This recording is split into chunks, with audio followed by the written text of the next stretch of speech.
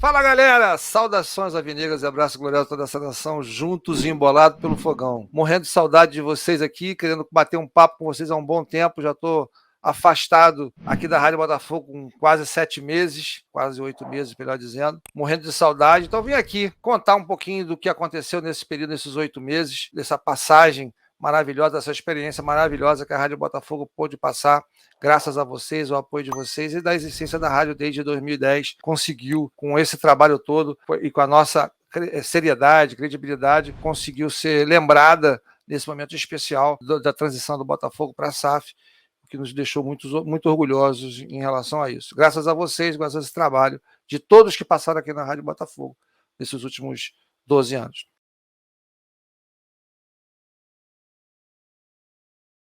Cara, eu confesso que fiquei bastante surpreso quando eu recebi uma ligação de um amigo, presidente de uma empresa que eu trabalhei, quando ele me ligou dizendo que tinha recomendado meu nome ao Botafogo, ao Jorge Braga, como uma pessoa que poderia ajudar o Botafogo nesse momento de transição, não só pelo meu conhecimento técnico em relação ao que ele já conhecia, do meu perfil profissional, mas também pelo esse trabalho que a gente já vem fazendo na Rádio Botafogo há muito tempo, pelo conhecimento que a gente tem do Botafogo, pelo todo esse tempo que a gente passou estudando o Botafogo, em especial quando a gente criou aqui a Rádio Botafogo SA e todos os programas que nós fizemos relacionados às finanças do clube, ao mundo esportivo, de tudo que estava evoluindo em relação ao futebol ao longo desses anos. Isso foi um dos motivos da recomendação do meu nome por esse amigo em comum, Jorge Braga, que acabou que no dia 10 de dezembro, essa data eu faço questão de falar, foi 10 de dezembro, né, entre 10 de dezembro e 11 de março, que foi quando 90 dias depois houve a conclusão da SAF, mas no dia 10 de dezembro o Jorge Braga me ligou para me fazer o convite, se eu estaria interessado, se eu poderia ajudar o Botafogo nessa transição com a nossa experiência, com o nosso conhecimento de Botafogo, torcedores apaixonados que todos estavam participando da ação, e principalmente, né, conseguir ser o que a gente sempre pediu, profissional numa hora dessa. Por mais que a gente saiba que o coração da gente sempre fala mais alto na hora que se trata do Botafogo, a gente sempre prezou e cobrou de que precisaria ter uma separação entre o lado profissional e o lado esportivo. E esse fato fez com que a gente fosse convidado no dia 10 de dezembro pelo Jorge Braga, e uma das primeiras coisas que ele me pediu naquele mesmo dia foi: você aceitando, você precisa sair da Rádio Botafogo exatamente pela questão ética, né? Por uma questão de sigilo absoluto, como foi feito, de credibilidade. Eu não poderia, a partir daquele momento, estar voltando para falar na Rádio Botafogo. Foi uma troca muito justa, fiquei 7 meses afastado da rádio durante esse tempo todo, afastado de todos vocês, mas eu acho que o motivo foi excepcional e essa experiência que a gente passou, confesso que eu estou tendo muito orgulho de quando a gente começou lá em 2010 e agora em 2022 a gente ter conseguido conquistar essa vitória para o Botafogo, para o torcedor, para esse ideal que foi criado lá atrás, na época, pelo Jerônimo Temel e Klaus Costa, quando foi criado lá em 2010, e depois por todos que passaram na Rádio Botafogo até hoje. Uma felicidade que realmente eu nunca imaginava que a gente fosse conseguir chegar.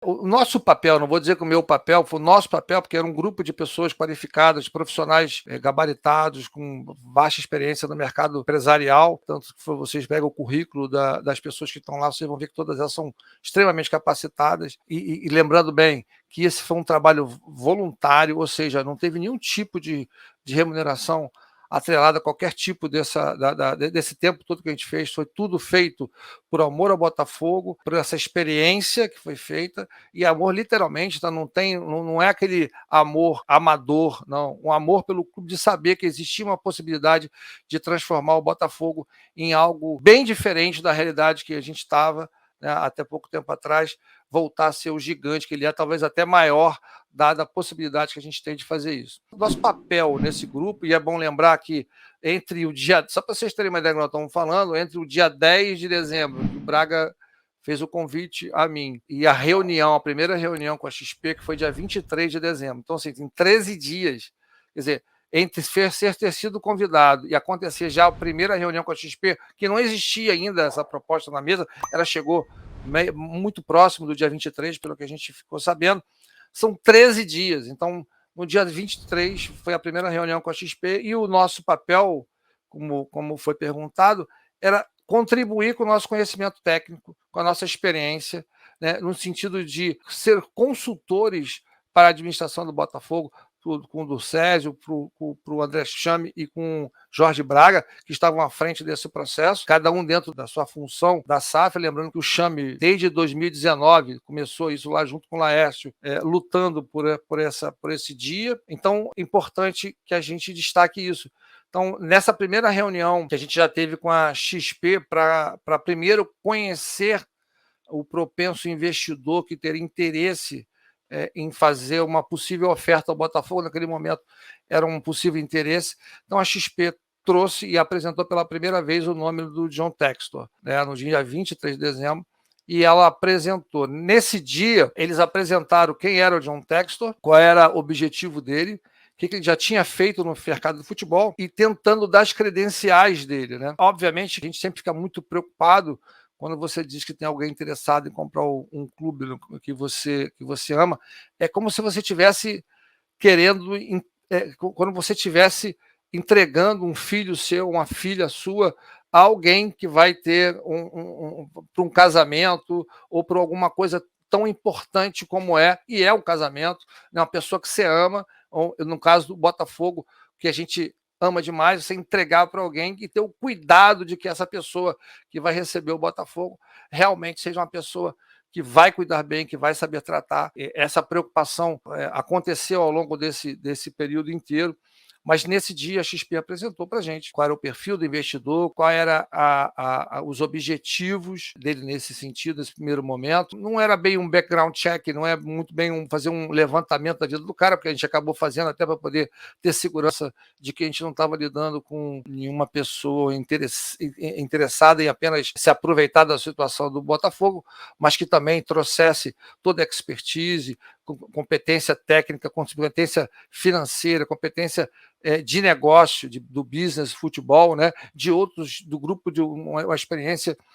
profunda no entretenimento. Então a gente ficou sabendo disso tudo nessas reuniões com a XP, que aconteceu às vésperas do Natal, no dia 23, quando a gente também, logo em seguida, depois dessa reunião, um pouco depois, recebeu a que chamavam de non-binding offer, que é uma oferta não vinculante, com as principais premissas do negócio para serem avaliadas pela gente.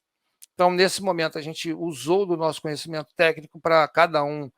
dar suas contribuições em relação ao que tinha sido apresentado nessa oferta não vinculante, para chegar num documento que acabou sendo assinado no dia seguinte, no dia 24, literalmente às vésperas do Natal, com o presente de Natal, que vocês vão lembrar, quando saiu o documento assinado, foi divulgado pelo Botafogo, que havia um interesse de um investidor chamado John Textor em comprar a SAF do Botafogo e tentar fazer do Botafogo um clube gigante, como ele sempre foi e nunca deveria ter deixado de ser. Por mais que a gente queira falar que o Botafogo é um time gigante, conseguiram, de uma certa forma, destruir o Botafogo nesse período todo, nos últimos 50 anos, como a gente bem sabe, o Botafogo estava completamente falido, não existe o termo falência para um clube de futebol, insolvência, mas só para vocês entenderem. Então, a importância e o cuidado de você, à luz de uma proposta que está sendo feita, ter certeza que aquela proposta e que aquele investidor que está trazendo essa possibilidade fosse alguém que realmente fosse cumprir e cuidar do jeito que a gente imaginava do Botafogo. Nosso papel era ser consultores, cada um dentro da sua expertise, para ajudar os dirigentes do Botafogo e os advogados na melhor negociação.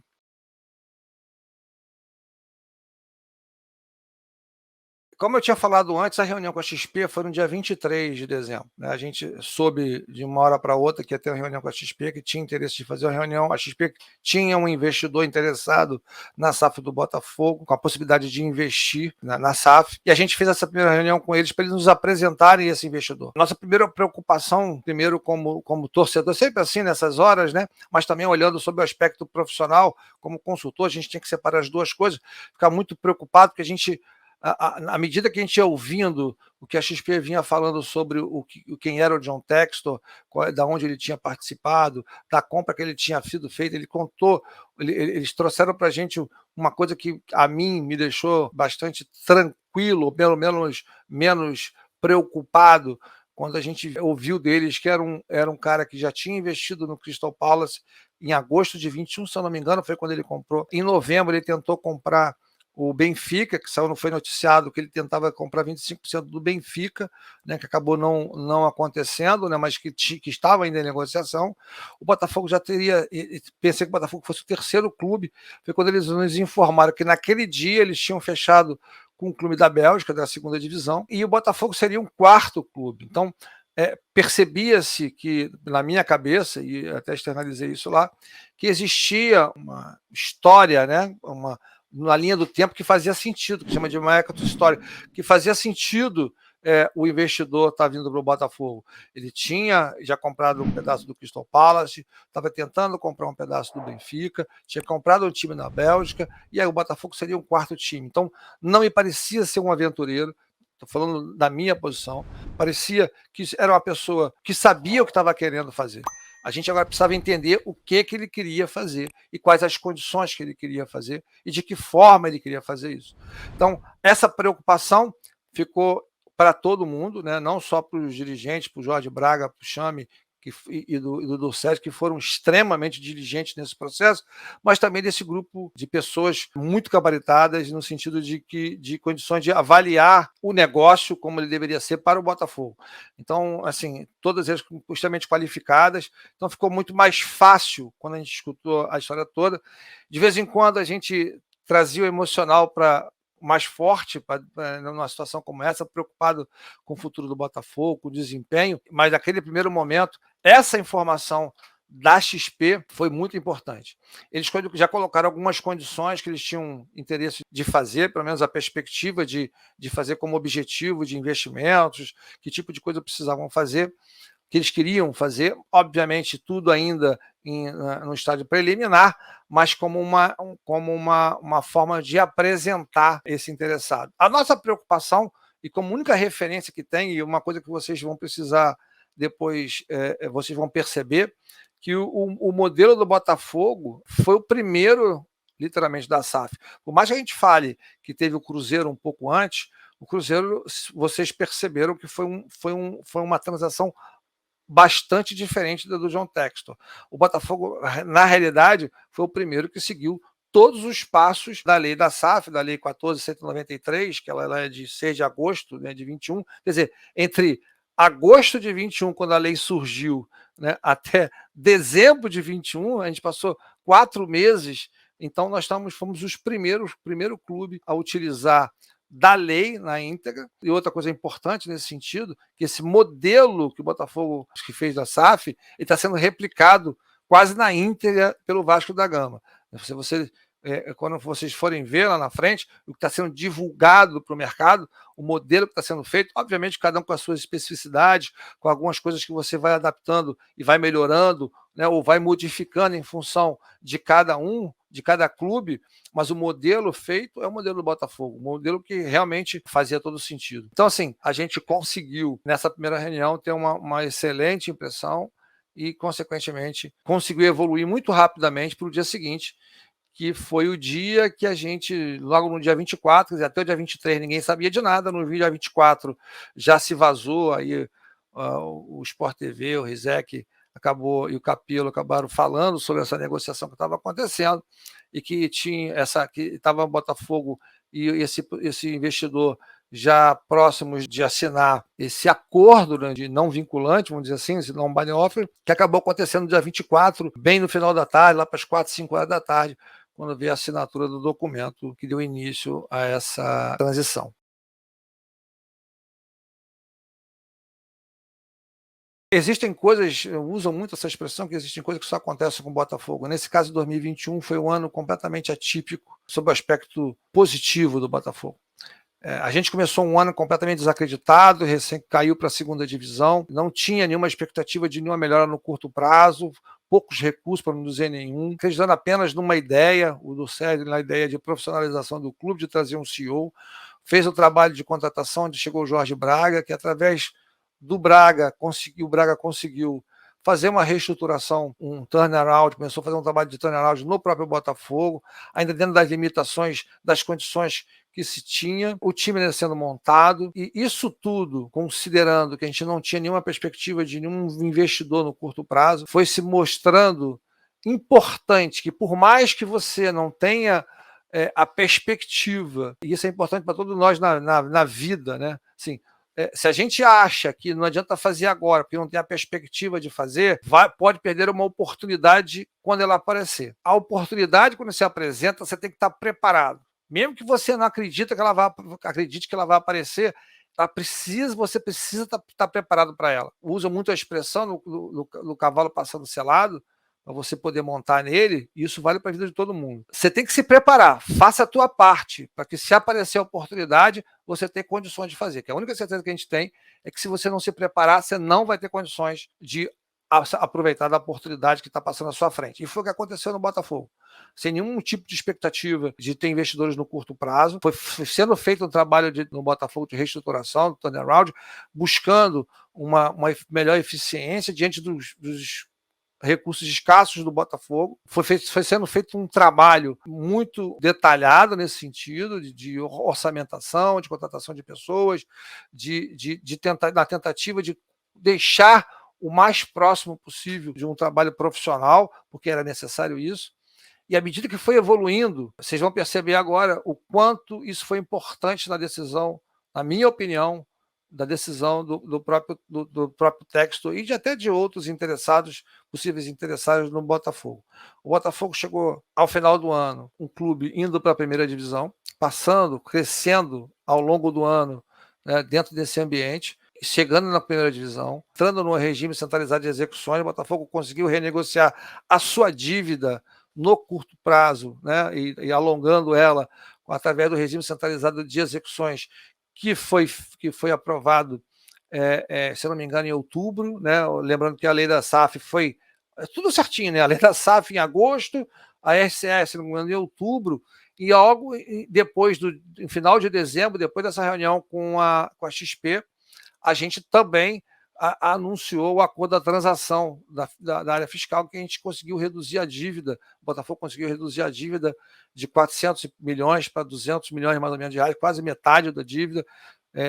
foi reduzida nesse final do ano. Então você vê, você começa um ano sem nenhuma perspectiva, mas você não deixa de acreditar, você traz um profissional que, independente de o que vai acontecer lá na frente, o trabalho tem que ser executado. Se lá na frente aparecer a oportunidade, eu tenho que estar preparado. Essa transição só foi possível, na minha opinião, porque tudo o que aconteceu em 2021 foi acontecendo a seu tempo, e quando chegou lá na frente, o Botafogo se mostrou, além de um clube grandioso, que o John Textor se assustou que estivesse à venda no Brasil, como ele mesmo colocou, mais do que isso, um time que não estava mais na segunda divisão, estava na primeira divisão, o que gera um valor agregado para quem está comprando o investimento, com suas dívidas reestruturadas, escalonadas, tanto na RCE quanto com relação à transação, em que ele poderia facilmente fazer um fluxo de caixa que conseguisse gerir o Botafogo, SAF, e também equalizar as dívidas, conseguindo cumprir com os compromissos do Botafogo, como tem que ser feito, como foi estabelecido pela própria SAF, e com a segurança jurídica necessária, suportada pela lei da SAF, deu uma garantia ainda maior, talvez definitiva, em relação ao interesse de um investidor americano, que é o caso do John Textor, entrar no mercado como brasileiro, sabendo de tudo, a dificuldade que mas pegou um time na primeira divisão, com dívida reestruturada da dívida trabalhista e civil, transação, a parte tributária equalizada também para pagamento no longo prazo, com fluxo de caixa estabelecido da necessidade do Botafogo para ele poder fazer o seu business plan e verificar que isso era possível, e mais do que isso, que atendesse a estratégia do negócio que ele quer montar. John Textor, como todo mundo sabe, comprou alguns clubes, ou pela participação em alguns clubes, vamos dizer assim, né? A participação em alguns clubes. Ele tem uma estratégia bem definida na cabeça dele, e o Botafogo veio como uma cereja do bolo para poder coroar esse business dele, esse negócio que ele quer montar dentro do mundo do futebol. E mais do que isso, né, muito do futebol, do entretenimento, da tecnologia, ele realmente veio com o intuito de trazer valor, agregar valor no Botafogo, para transformar o Botafogo novamente num clube grandioso e, consequentemente, valorizar o seu investimento, porque não existe investidor que coloque dinheiro para perder, ao contrário, todos querem também lucrar com isso, e o Botafogo, voltando a ser grande, com absoluta certeza, ele também trará benefícios para o projeto do John Textor.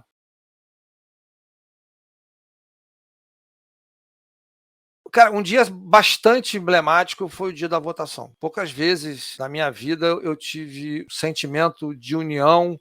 um sentimento, um clima tão maravilhoso como aquele dia da votação. Os torcedores todos entusiasmados. Eu perguntei se eu poderia ir lá participar do Conselho Deliberativo, lembrando que eu não sou sócio do Botafogo, proprietário, não sou conselheiro, nunca fui nada, mas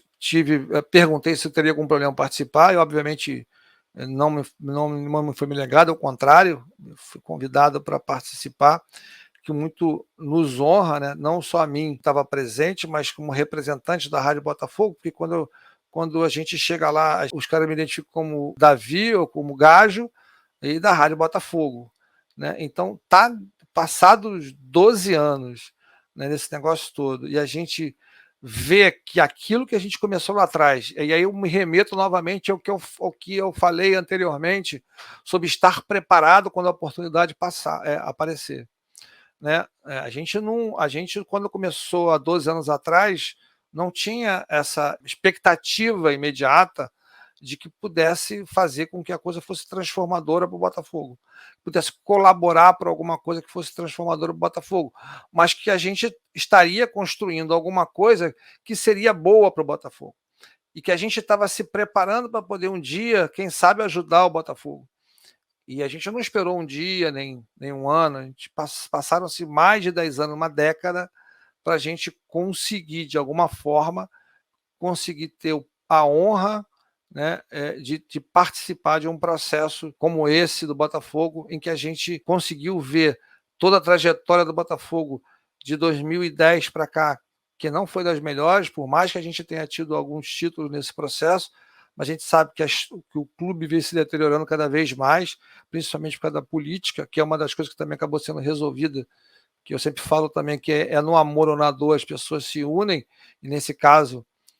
foi preciso a dor intensa do Botafogo no estado terminal para que a política do clube convergisse para uma situação única, mas principalmente estar naquele dia na votação, ver nos olhos do torcedor a festa, né, o orgulho, né, a esperança surgindo nos olhares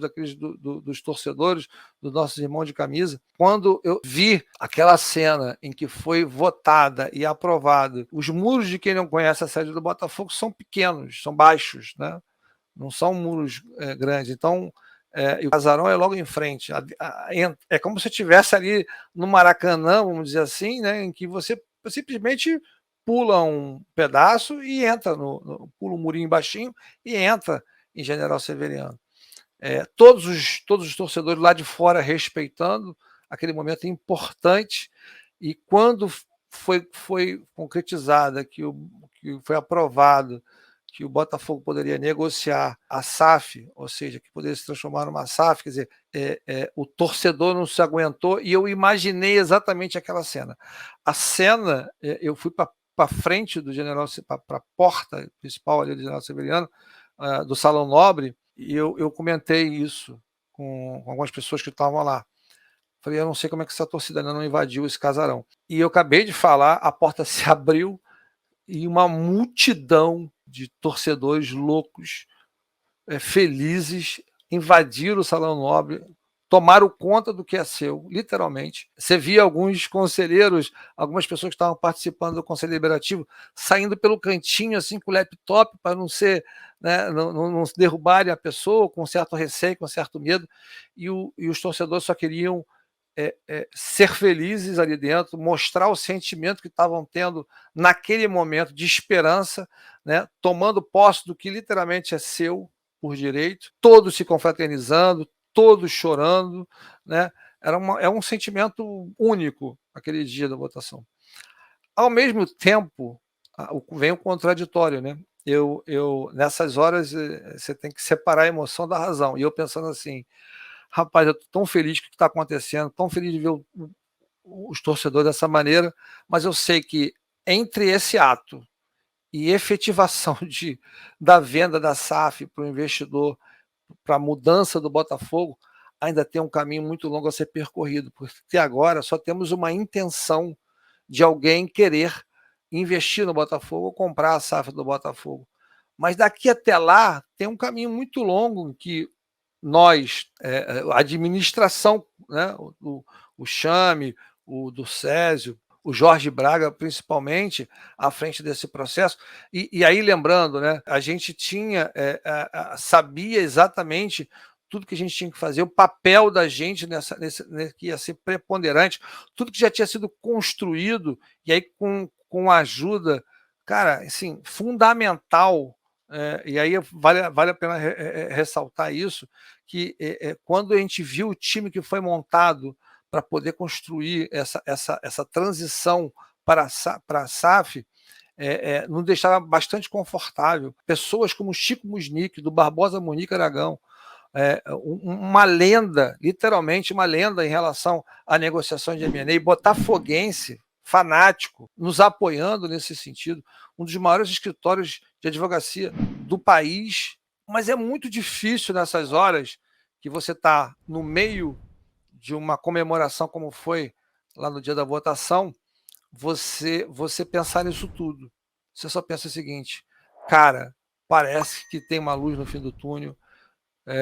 eu consigo vislumbrar um futuro promissor para o Botafogo e tudo que me diziam que não ia acontecer, vai acontecer. E é importante ressaltar, a gente estava ali e estavam todos preparados para esse dia. Precisamos agora fazer o quê? Não deixar a oportunidade escapar. E não deixar a oportunidade escapar começava ali naquele dia. Literalmente, após a votação do Conselho Deliberativo na aprovação para a SAF, até o dia em que se concretizasse a assinatura do deal, do close, da operação, do fechamento do processo de venda da SAF. Esse período, a gente tinha certeza que ia ser um período bastante difícil, de bastante negociação, de bastante embates técnicos, cada um dentro do seu lado, da sua perspectiva, ele como comprador tentando tirar o máximo de eficiência e de valor para o negócio que ele estava querendo investir, e a gente querendo botar o máximo de valor para o Botafogo, tentar garantir que o Botafogo voltasse a ser forte, que voltasse a garantir que o Botafogo pudesse ser competitivo, principalmente, que pudesse garantir que o Botafogo ficaria salvaguardado por mais que desse tudo errado, que era a nossa preocupação, supondo que pudesse dar tudo errado, o que a gente podia fazer para minimizar possíveis impactos negativos, sem perder de vista essa oportunidade, sem deixá-la escapar. Esse período entre a votação e a assinatura no dia 11 de março, eu sabia que ia ser complicado.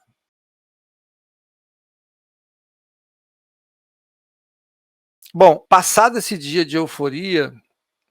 em que foi aprovado, começaram essas negociações para fazer o documento final. E aí nós estamos falando aí de meados de janeiro, não lembro mais ou menos que dia foi. A gente tinha uma perspectiva de concluir, até foi dito isso, à época, eu lembro, pelo pessoal da XP e até corroborado pelo Botafogo,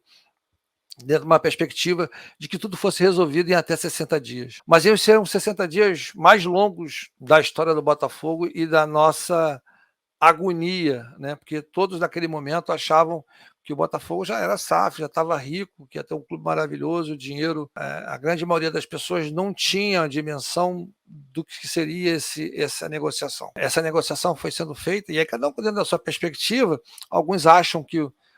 poderiam achar que o Botafogo tinha que entregar o clube, porque estava falido, ia botar o dinheiro, outros achavam que o cara seria um mecenas igual o Emil Pinheiro, muitos achavam que ia ser igual o Emil Pinheiro, dentro da sua ingenuidade como torcedor, né, que tem o direito de fazer isso. Mas a gente, esse grupo de consultores, de pessoas especializadas, aliás, assim, fazendo aqui mais um agradecimento, o que eu aprendi com esse grupo foi fantástico. Eu tenho que agradecer mais uma vez ao Braga pela confiança, pelo convite, né, e a mesma do Sérgio, mas ter conhecido a Alessandra, o Fernando, o Gaspar, o Churanda participar, o Churanda e o Gaspar que eu já conhecia, né, de outros lugares, mas estar junto num projeto como esse, o Luiz Frazão, pessoas que uma experiência, uma capacidade, uma inteligência, um ambiente assim muito bom, sabe? As pessoas, todas elas empenhadas no mesmo sentimento, né? Pessoas que sabiam exatamente como lidar com a situação, num ambiente muito bom, ainda mais com a participação, uma inteligência emocional gigante. Eu acho que uma pessoa que teve uma inteligência foi fundamental nesse negócio foi o Chame, que conseguiu, diante dessa confusão toda, trazer para si a responsabilidade de ser o interlocutor, né, nas entrevistas sobre a SAF, para evitar com que os vazamentos, que foram muitos, acontecessem. Vocês sabem o quanto isso vazou, e é importante citar que nesse período todo, apesar da gente estar participando desse processo, a Rádio Botafogo em nenhum momento pisou fora da faixa, falou qualquer coisa que pudesse prejudicar a negociação, ou até mesmo expor detalhes de negociação que estavam acontecendo. Em nenhum momento, como a gente sempre primou pela nossa dignidade, pela nossa credibilidade, pela confiança, né? Não à toa a gente sempre, desde o primeiro dia, a gente vem falando sobre isso, o que importa da gente é a nossa dignidade, é a nossa credibilidade, isso não tem preço, né, para a vida inteira. E quando chamou, literalmente, sem nenhum trocadilho, né, chamou para si a responsabilidade de ser o interlocutor de tudo em relação à SAF, para tentar evitar que as informações chegassem de maneira distorcida, os vazamentos acontecessem, tivesse alguém, uma voz oficial do Botafogo a falar, chamou para si a responsabilidade, ele foi de uma inteligência emocional gigantesca, né, que ajudou bastante nesse momento. Você precisa de uma pessoa equilibrada nesse processo que consiga ajudar nesse sentido. As negociações foram bastante complexas, e aí já foram negociações que a gente participava através da leitura dos documentos, discutindo internamente, dando posicionamento com relação às cláusulas contratuais, né, tentando ajudar no sentido de criar ferramentas de controle, ajudar com que o Botafogo, que a gente garantisse, ou pelo menos minimizasse o risco do Botafogo ter algum problema se nada desse certo, ou se não vier dar certo, porque nós estamos no início desse processo. Então, a preocupação era grande. E isso também, e aí vem uma outra pessoa que foi pouco falada, mas já foi comentada em alguns lugares, mas junto com Jorge Braga, que aliás, diga-se de passagem, teve a humildade, na minha opinião, assim, incrível, de ter procurado o Laércio para poder continuar participando desse processo, para nos ajudar nessa transição, diante de toda a experiência que ele adquiriu, que ele poderia embarcar nesse projeto, dado que ele já tinha tentado fazer isso junto com o Chame. Esse projeto conhecia todas as finanças do clube, todas as preocupações de renegociação de dívida financeira, de quem era, como é que podia fazer, quais as opções, tudo que ele poderia fazer para contribuir com sua competência técnica que ele tem nesse processo. O Laércio foi fundamental nesse negócio, ajudou demais, tanto que foi reconhecido pelo próprio Botafogo depois, junto com os demais, mas a gente conversou bastante, tanto com o Braga quanto com o Laércio, com o Chame, com todo mundo, conversando sobre aspectos específicos, cada um dentro da sua especificidade. A gente conversou e tentou amarrar o máximo possível com a preocupação, deixando o coração um pouco de lado, muitas das vezes, porque muitas das vezes as pessoas queriam que esse negócio fosse finalizado de uma vez por todas, que fosse anunciado que o Botafogo tinha sido comprado, que o cara botasse o dinheiro, o Campeonato Brasileiro, o Carioca já estava em andamento, e podia começar a Copa do Brasil em abril, que é como começou a Copa do Brasil, todo mundo preocupado, tudo fosse finalizado para poder, achando que no dia seguinte os recursos iam entrar e que todas as compras fossem acontecer dos jogadores, e esse grupo todo preocupado em garantir o melhor para o Botafogo. Algumas vezes a gente soube que a negociação ficou dura, que faz parte do processo de negociação, né, de um ou outro querer sair da mesa